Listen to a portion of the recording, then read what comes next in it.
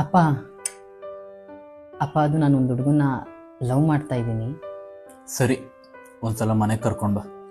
ಅಪ್ಪ ಅದು ಅವ್ರು 10th ಅಷ್ಟೇ ಓದಿರೋದು. ಅವರಪ್ಪ ಚಿಕ್ಕ ವಯಸ್ಸಿನಲ್ಲೇ ತೀರ್ಕೊಂಡ್ರಂತೆ, ಅದಕ್ಕೆ ಮುಂದಕ್ಕೆ ಓದೋಕ್ಕಾಗಿಲ್ಲ. ಓದ್ನಲ್ಲೇನಿದೆ, ಇಂಟೆಲಿಜೆಂಟಾಗಿ ಒಳ್ಳೆ ಕೆಲಸ ಮಾಡ್ಕೊಂಡಿದ್ರೆ ಸಾಕು. ಬರೋ ಕೇಳು. ಅಪ್ಪ ಅದು ಅವ್ರಿಗೆ ಕೆಲಸ ಇಲ್ಲ, ಒಳ್ಳೆ ಕೆಲಸ ಸಿಕ್ಕಲಿ ಅಂತ ಜಾಬ್ ಹುಡುಕ್ತಾ ಇದ್ದಾರೆ. ಪರವಾಗಿಲ್ಲ ಬಿಡಮ್ಮ, ನಾಳೆ ಹೇಗಿದ್ರು ನನ್ನ ಬಿಸ್ನೆಸ್ನ ನಾನು ಅಳಿಯಾಗೋಂತಾನೆ ನೋಡ್ಕೊಳ್ಬೇಕು. ಅಪ್ಪ ಅವರು ನಮ್ಮ ಕ್ಯಾಸ್ಟ್ ಅಲ್ಲ.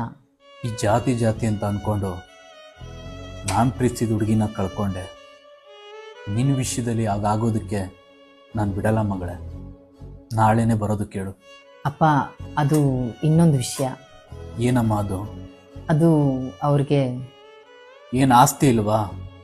ಪರವಾಗಿಲ್ಲ ಬಿಡಮ್ಮ, ನಿನಗಿಷ್ಟ ಆಗಿದಾನಲ್ಲ ಅಷ್ಟು ಸಾಕು. ಅದಲ್ಲ ಅಪ್ಪ. ಮತ್ತಿನ್ನೇನಮ್ಮ? ಅಪ್ಪ ಅದು ಅವರು RCB ಫ್ಯಾನ್ ಅಲ್ಲ.